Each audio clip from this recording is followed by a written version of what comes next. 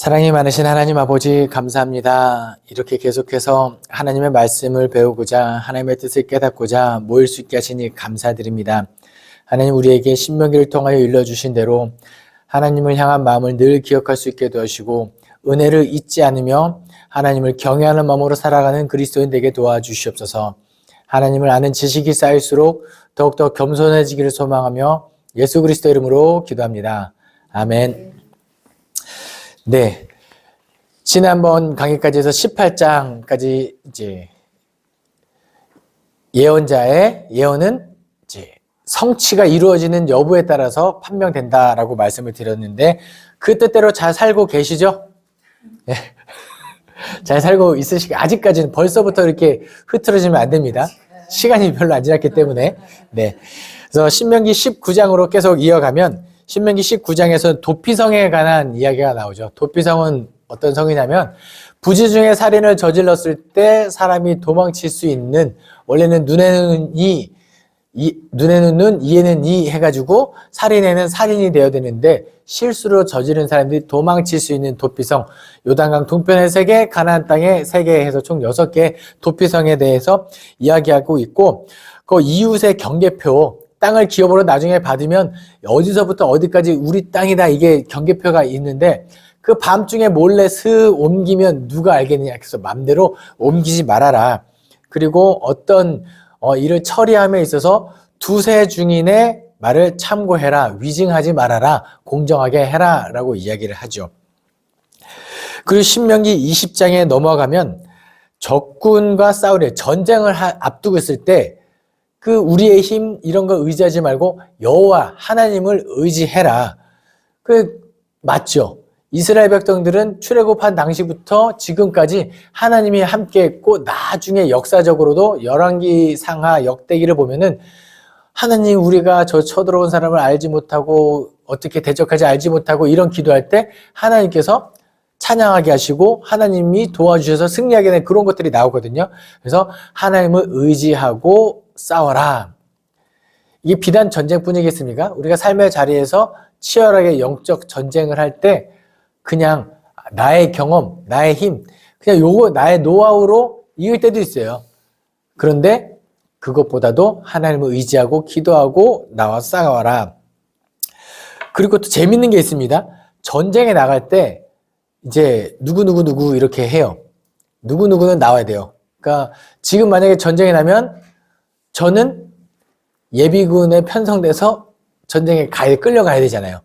그렇게 정해져 있어요. 이스라엘도 정해져 있는데 다음과 같은 사람은 면제해 주어라 라고 하는데 누구냐면 포도원을 일구고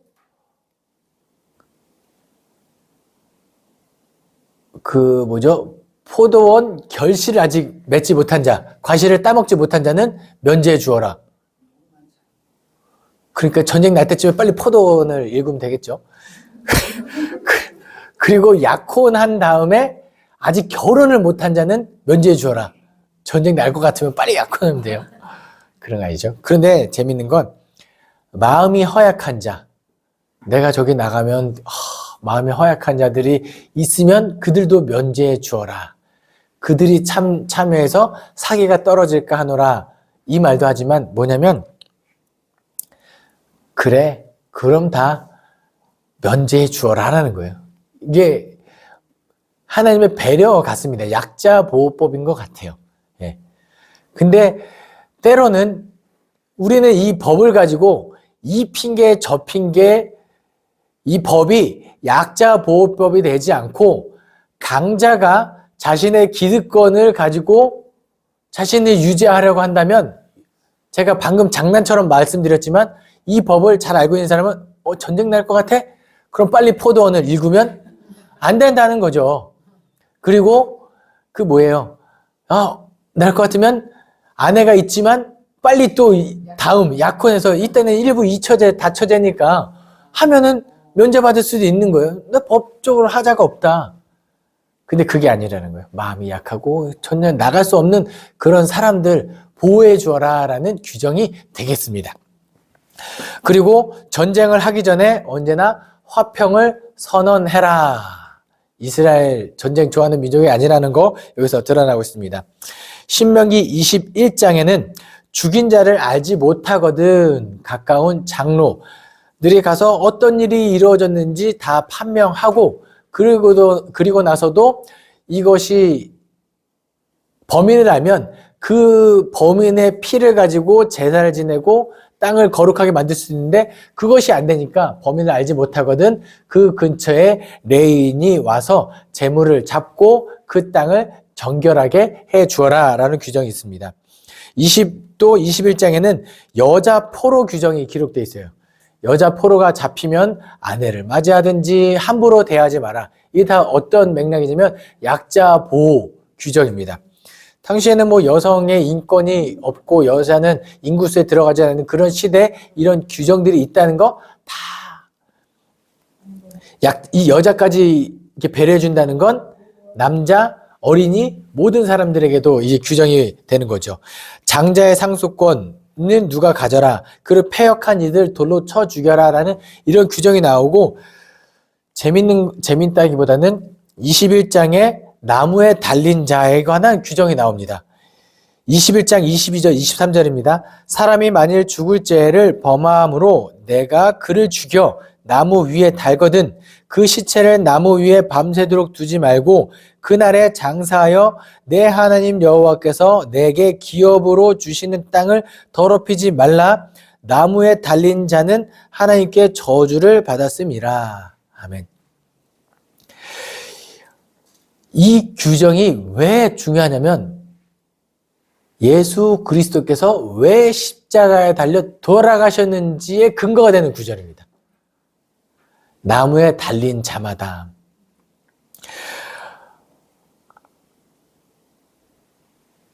제가 예전에 어떤 마음을 한번 품은 적이 있었냐면요. 가당치는 않지만 사람들이 다 힘들어서 쓰러질 때가 있을 거 아니에요. 다 지쳐서 쓰러집니다. 그럼 연쇄적으로 두두두두 이 사람이 쓰러지면 이 사람이 버티다가 이 사람도 쓰러지고 이 사람도 버티다가 쓰러지고 마치 도미노같이 서로 힘들어서 다 쓰러질 때 마지막에 버티는 사람, 마지막에 기댈 수 있는 존재가 제가 되었으면 좋겠습니다라고 한번 기도를 한 적이 있어요. 예. 예. 기특하죠. 예. 그런데 제가 감히 이 기도를 드릴 수 있었던 이유 중에 하나는 뭐냐면 그래도 결국은 내가 마지막에 버텨도 되죠. 왜요? 내 다음에 누가 버티고 계시니까? 하나님이 버티고 계시니까 그래도 나는 그렇게 다른 사람을 위로하고 행복한 존재로 만들어주는 그런 목회자가 되고 싶습니다라고 기도한 적이 있어요. 그런데 그렇게 다짐하잖아요. 여간 힘든 게 아닙니다. 나도 힘든 것을 다른 사람에게 말하기보다는 다른 사람이 힘든 것을 더 들어주는 입장이 되면은 한번 해보세요. 나는 건강해서 다른 사람들 말 들어주면 좋을 것 같죠? 아니에요. 이 사람 힘들다고 얘기하고 저 사람 힘들다고 와 막 다 말하잖아요. 그럼 마지막에 뭐냐면 나도 힘들어 이렇게 할 때가 있어요. 남편도 징징대고 아들도 징징대고 딸도 징징대고 힘들면 엄마도 결국은 폭발하게 되는 그런데 예수 그리스도께서는 그 모든 것들, 그 인류가 담당해야 될 모든 저주를 여기 보시면 나무에 달린 자마다 하나님께 저주를 받았습니다. 사람들이 담당해야 될 모든 저주를 예수 그리스도께서 홀로 지고 십자가에 달려 나무에 달려서 땅을 기업으로 주는 땅을 더러워진 땅을 온 인류를 깨끗하게 만들어 주셨다. 그 십자가 보혈의 원리가 이 신명기 21장 22절 23절에 기록되어 있다는 거. 이게 중요한 구절이죠. 그냥 성경 통도로 짧게 읽고 넘어가면 두 절이라 그냥 넘어갈 수 있는데 그렇지 않아요. 굉장히 중요한 원리를 담고 있는 구절이라 한번 열을 내어서 말씀드렸습니다. 신명기 22장에 여러 가지 기타 규정들이 쭉 나와요. 소와 양이 길을 잃은 거 보거든 몰래 내가 가져가야지 이러지 말라는 거예요. 주인 찾아줘라. 남자는 여자 옷 입지 말고 여자도 남자 옷 입지 말고 이건 뭐죠? 단순히 패션에 관한 구절이 아니죠. 남성이 여성화되고 여성이 남성화되는 이런 거 하지 마라. 오늘날 참 많습니다. 어미새와 알을 한 번에 취하지 말라. 약자 보호에 대한 그런 핵심 마음이 담긴 규정이에요. 불쌍하잖아요. 우리가 생육하고 번성하여 고기를 먹게 해 주었을지라도 최소한의 윤리, 도축할 때도 잔인하게 죽이지 말고 그런 원리들이 담겨져 있는 거예요.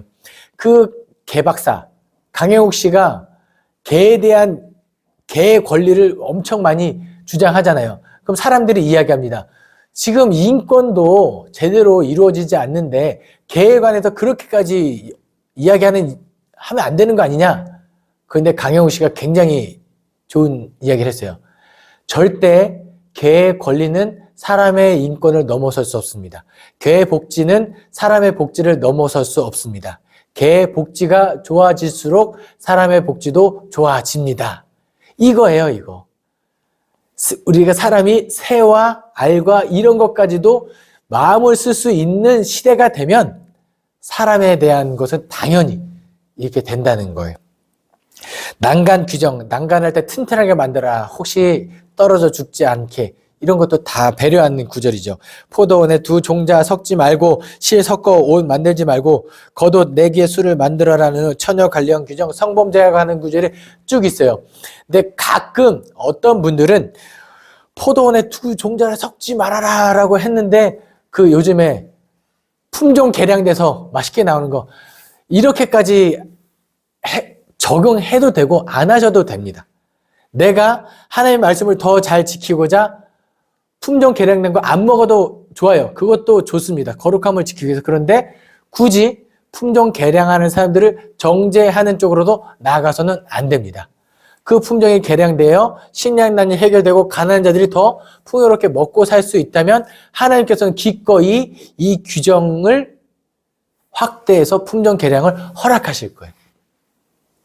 그런데 이것을 유전자 변형해가지고 욕심을 채워야 이런 거는 당연히 이 규정을 적용해서 해서는 안 된다는 거. 네, 하나님의 말씀을 내 삶에 적용할 때도 굉장히 지혜롭고 분별하는 것이 있어야 됨을 말씀드리는 겁니다. 절대 하나님의 말씀을 가지고 잣대가 돼서 기준에서 누군가를 정죄해서는 안 된다라는 거. 신명기 23장입니다. 총회, 여호와의 이스라엘 총회에 들어오지 못하는 자들에게 쭉 기록되었는데 고환이나 음경이 상한 자, 사생자들은 들어오지 못한다. 암몬 족속과 모압 족속은 들어오지 못한다. 라고 했는데 재밌는 게 있습니다. 애굽과 에돔 사람은 3대 후손이 되어야 총회에 들어올 수 있다. 이 율법이 온전히 적용되면 모압 사람이 총회에 들어올 수 없죠. 들어오면 될까요? 안 될까요? 그런데 우리가 잘 아는 사람 중에 모압 사람인데 총회에 들어온 사람이 있습니다. 여인 룻이죠. 그 나오미와 그 가족들이 다 베들레헴 땅에서 모압 땅으로 도망쳤다가 자식들 다 죽고 며느리, 모압 여인 며느리와 함께 총회에 들어왔는데 그 모압 여인의 자손에서 유다 지파가 이어지고 예수 그리스도께서 나오기까지. 뭐예요? 율법에 의하면 안 되는데 진짜 온전한 백성들이 누구냐? 율법을 가지고 있는 사람들이 아니라 율법을 지키는 사람들이 내 백성이다. 이겁니다. 나중에 왕이 명령, 이게 다 그 이사야, 예레미야, 에스겔 예언서에 가면 다시 한번 더 명확하게 말씀드리겠습니다. 율법을 하나님께서 확장시켜 주세요. 율법을 가지고 있는 이 언약 맺은 백성이 아니라 새로 회복할 때는, 그래서 정말 중요한 건 율법을 지키는 자가 내 백성이다. 그러니까 사랑하는 성도 여러분, 하나님의 말씀 잘 성경책 가지고 하나님의 뜻을 아는 사람이 아니라 지키는 자가 하나님의 찾으시는 진정한 그리스도인이라는 것을 기억하시면 좋겠습니다. 그 다음에 23장에 진영을 거룩하게 하는 법들, 뚝뚝뚝 기타 규정들, 악한 일을 스스로 삼가라. 종이 도망치거든 그를 어떻게 해야 될까요? 잡아다가 막 이러지 말고 긍휼히 여겨라. 이자를 받지 말아라. 서원을 했을 때 어떻게 해라? 이웃의 포도원에 들어가서 배불리 먹어도 되나 그 그릇에는 담지 말아라. 그러니까 약자, 배고픈 사람들이 들어가서 포도에 따가서 먹으면 되는데 그 주인에게 허락해 주어라. 오예, 그런데 들어갈 때 그것이 도둑질이 되지 않도록 그릇은 갖고 들어가지 말아라. 교회에서 이웃의 포도원에 들어가서 배불리 먹어도 되는 직분이 있습니다. 어떤 직분인지 아십니까? 서리 집사. 죄송합니다. 예, 집중하시라고. 집중하시라고. 제가 한번 말씀드렸습니다. 그러니까 약자를 보호하라는 거예요. 그렇게 예전에 우리나라 서리도 다 마찬가지였잖아요. 애들이 그 군것질 하고 싶고 먹기 어려운데 밭에 들어가서 먹는 거 주인으로 알고 그냥 용납해 주어라. 그런데 애들이 막 바구니 이건 안 된다는 것도 이미 신명기에 잘 기록되어 있습니다. 신명기 24장에 이혼 증서에 관한 규정이 나와 있습니다. 함부로 이혼 증서를 써주면 안 되는데 어떻게 합니까? 했을 때 아까 말씀드린 대로 이 여인이 이 남자가 다른 남자를 품거나 다른 여인에게 품으면 이혼 증서를 써주어라. 근데 이혼 증서를 써준 사람은 다른 남자에게 또 결혼할 수 있어요. 근데 두 번째 결혼한 사람이 죽었을 때 첫 번째 남자에게 돌아올 수 있느냐? 그렇지는 않습니다. 뭐 그런 규정들. 근데 나중에 예수님께서는 이 규정에 관하고 완악한 사람들아 라고 이야기해요. 모세가 이혼 증서를 써주어라고 할 때는 니들이 하도 그러니까 그냥 최소한에 써준 거지 하나님께서는 이혼을 용납하시는 분은 아니다. 왜요? 결혼의 첫 번째 원리는 뭐예요? 하나님께서 짝지어 주신 사람들을 사람이 둘로 나눌 수 없다가 원리예요. 그게 첫 번째 원리지. 그런데 내가 진짜 죽고 못 살겠고 이러다가는 가정폭력당하고 이런 사람들은 빨리 그 사람들을 보호하기 위하여 이혼 증서를 써주는 거지 내가 마음에 안 든다고 해서 여인을 내치고 그래서는 안 된다는 것을 이제 이혼 증서 규정에서는 이야기하고 있습니다. 또 24장 기타 여러 가지 규정이 나오죠. 결혼하고 1년 동안에는 군대 가지 않아도 됩니다. 그리고 아내를 즐겁게 해 주어라. 맷돌 윗짝 전당 잡지 말 것. 이거 뭐냐면은 이 생존에 관한 이것을 담보로 잡혔지만 그거 빨리빨리 돌려줘라. 살 수 있게 해주어라. 전당 잡지 말아라. 나병 규정, 겉옷 전당물. 겉옷을 전당물로 잡았지만 밤이 되면 돌려주어라. 왜요? 이거 밤에 얼어 죽을 수 있으니까 일단은 돌려주고 다시 받는 한이 있더라도 돌려주어라. 품삯을 하루 넘기지 말아라. 다 약자 보호법에 관한 측면입니다. 연좌제는 금지해라. 아버지가 잘못했다고 해서 아들까지도 처벌하지 말아라. 그리고 약자 보호하고 이삭은 남겨두어라. 그거 이삭 털고 갈 때 그지 다 하나까지도 가져가지 말고 그 떨어진 것들은 가난한 자들이 가져가서 먹을 수 있도록 하여라. 그래서 나중에 보아스가 룻이 와서 이 이삭을 줍는 것을 보고 그 하인들에게 뭐라고 이야기하면 그거 추수할 때 좀 떨어라. 아니 남겨두어라가 아니라 좀 털고 와라. 조금이라도 더 가져갈 수 있도록. 그러니까 하나님의 규정을 더 적극적으로 실천한 아름다운 모습. 이런 사람 보았습니까? 네, 보았습니다. 그래서 신명기 25장입니다. 태형은 40대까지만 해라. 왜냐? 40대 이상을 맞으면 사람이 죽을 확률이 높아요. 그래서 나중에 사도 바울이 40대에서 한 해 감한 몇 가지 맞는 태형을 태형도 아무리 잘못을 저질러도 죽일 죄가 아니라면 40대를 넘겨서 죽지 않도록 해라. 곡식 떠는 소에게 망을 씌우지 마라. 이게 뭐냐면 이것도 약자 보호법에 관한 동물 복지죠. 소가 너희를 위해서 그렇게 애쓰고 했는데 망을 씌워놓으면 뭐예요? 배고플 때 먹을 거 못 먹고 목마를 때 물을 못 먹으니까 망을 굳이 씌우지 말아라. 죽은 형제에 관한 의무를 다 해라. 형이 죽으면 아우가 형수를 취해라. 형수 치수제인가 이렇게 돼서 그리고 공정한 저울추를 써라. 그리고 아말렉을 지워버려라 라는 구절이 여기 나옵니다.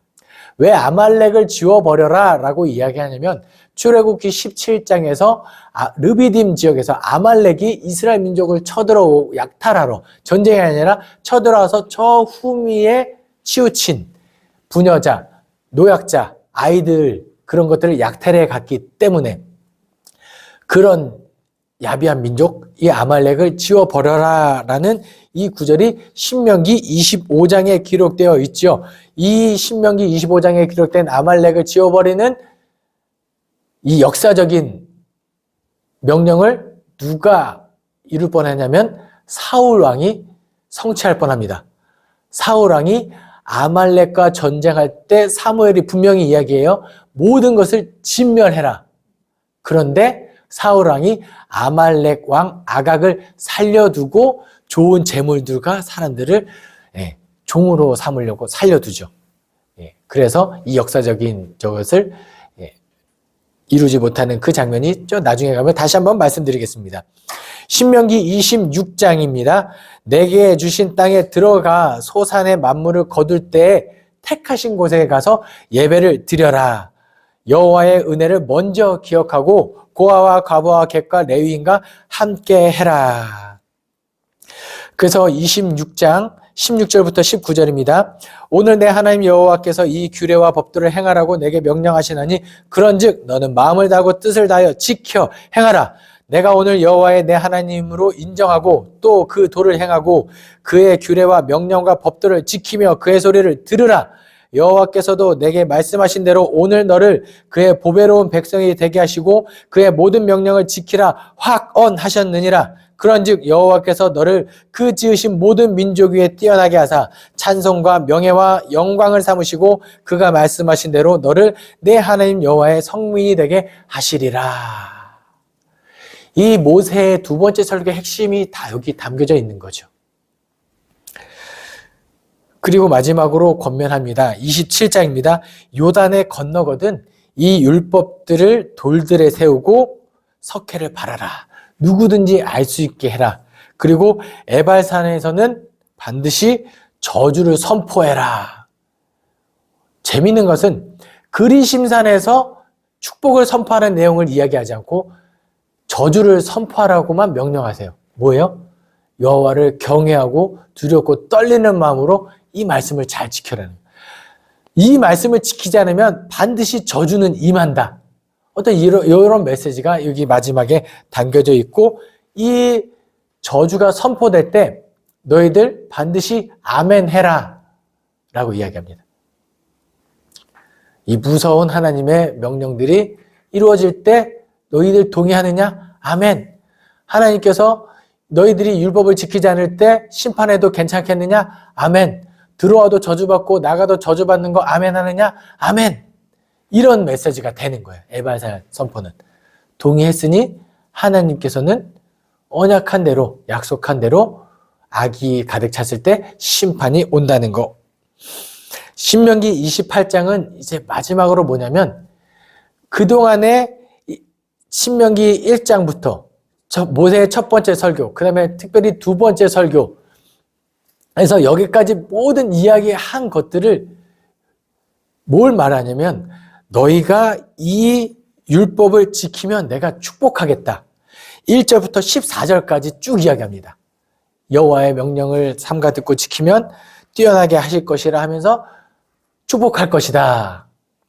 근데 15절에는 내가 만일 1절을 한번 읽겠습니다. 내가 내 하나님 여호와의 말씀을 삼가 듣고 내가 오늘 내게 명령하는 그의 모든 명령을 지켜 행하면 내 하나님 여호와께서 너를 세계 모든 민족 위에 뛰어나게 하실 것이라. 아멘. 와, 듣기 좋은 말씀 여기 다 기록되어 있습니다. 근데 15절에 내가 만일 내 하나님 여호와의 말씀을 순종하지 아니하여 내가 오늘 내게 명령하는 그의 모든 명령과 규례를 지켜 행하지 아니하면 이 모든 저주가 내게 임하며 내게 이를 것이라. 주목하고 싶지 않은 말씀은 여기 다 기록되어 있어요.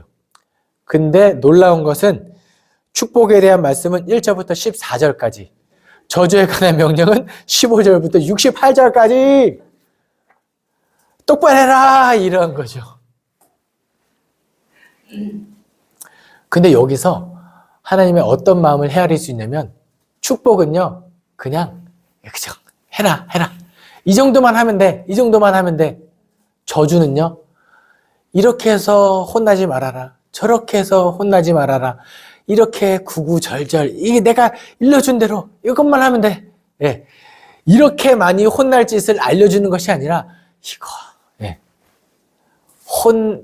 처벌받지 않았으면 하는 그 하나님의 마음, 저주받지 않았으면 하나님의 마음이 이 마지막 신명기 28장에 쭉 기록되어 있습니다. 그래서 사랑하는 성도 여러분, 오늘 하나님께서 우리에게 명령하시는 그 모든 명령을 지켜 행하고 그 뜻을 따라서 하나님이 택하신 참된 그리스도인으로 살아가시기를 소망합니다. 그리고 신명기 29장에는 세 번째 설교, 모세가 이제 마지막 설교를 하는데 이제 조금 힘이 붙이는 것 같습니다. 이제 짧게 설교를 끝내죠.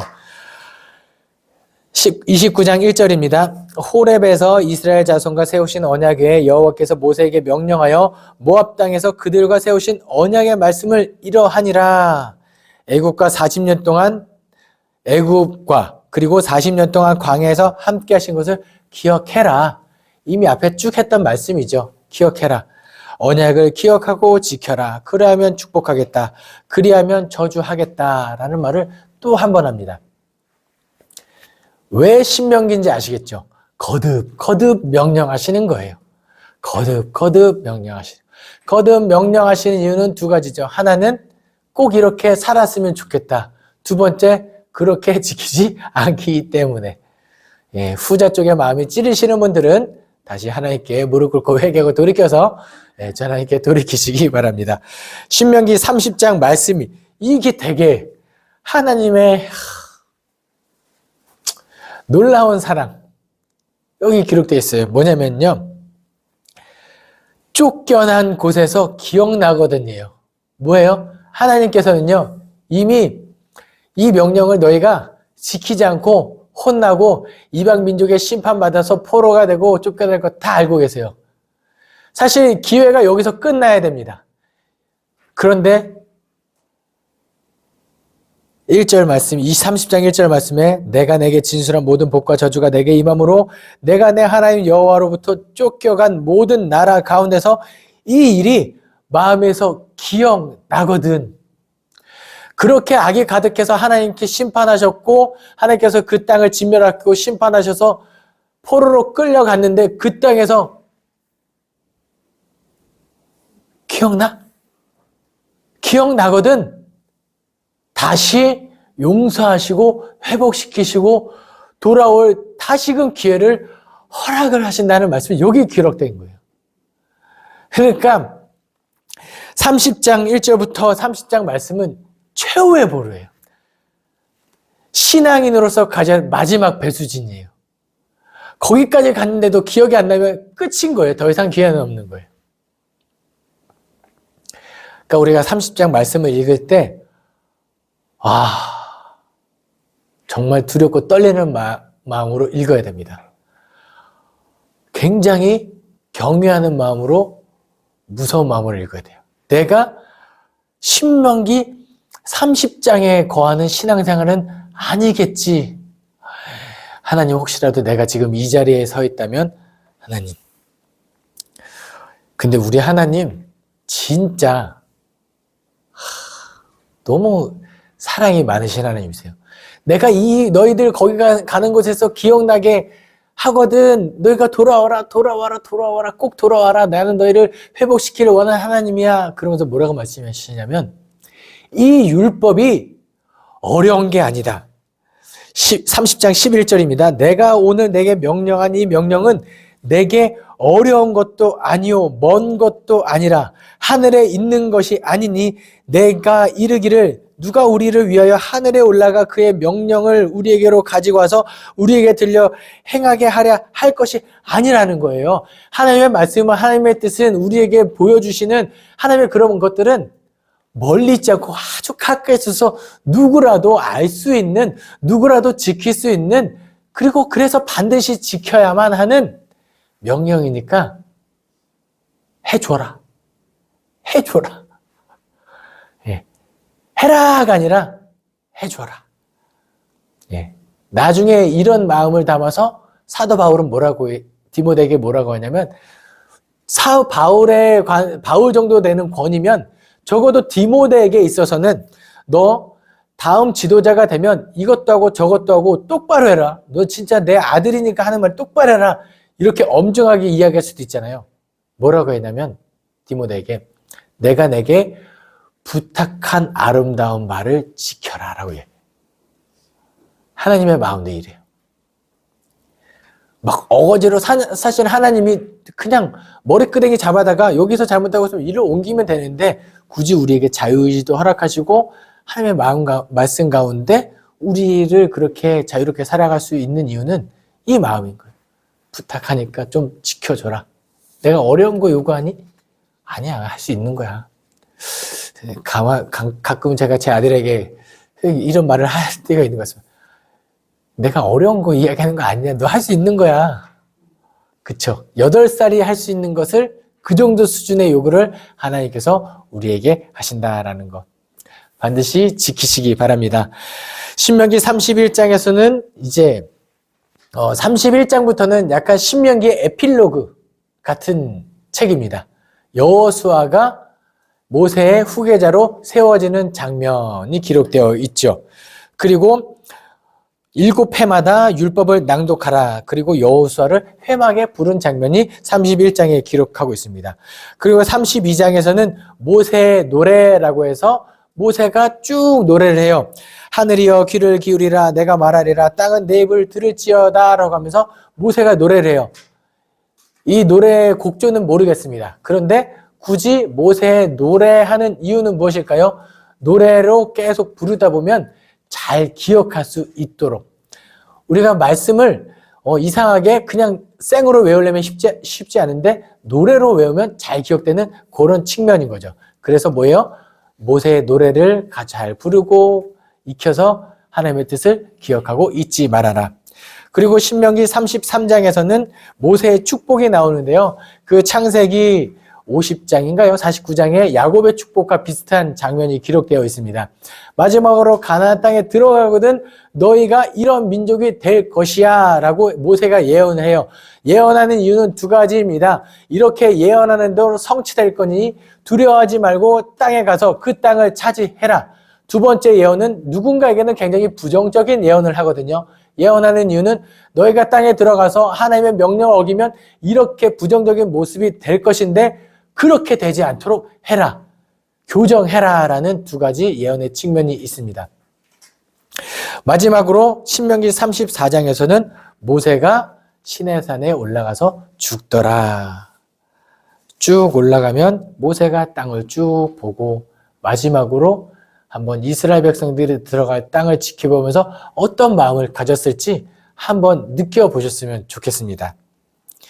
그리고 모세가 죽을 때까지 눈이 흐리지 아니하였고 기력이 쇠하지 아니하였더라. 하나님과 함께. 그러니까 뭐예요? 가면 더 할 수 있어요. 일할 수 있어요. 하지만 족하다. 거기까지만 해도 족하다입니다. 이렇게 신명기까지 잘 따라오셨을 텐데요. 이제 성경 통독도 하시고 모세의 심정, 무엇보다도 하나님의 그 약자보호법, 우리를 향하신 율법에 담긴 하나님의 마음을 읽으실 수 있는 우리 성도님들 되시기를 바랍니다. 기도하겠습니다. 사랑이 많으신 하나님 아버지 감사합니다. 우리로 하여금 신명기를 잘 배우고 잘 묵상할 수 있게 하시니 감사드립니다. 이 안에 담긴 하나님의 뜻을 헤아리고 그 뜻대로 살아가기 위하여 부단히 애쓰게 하여 주시옵소서. 어렵지 않지만 또 쉽지 않은 길이므로 하나님의 도우심을 늘 구하며 걸어갈 수 있는 우리가 되게 하여 주시옵소서. 감사드리며 예수 그리스도 이름으로 기도합니다.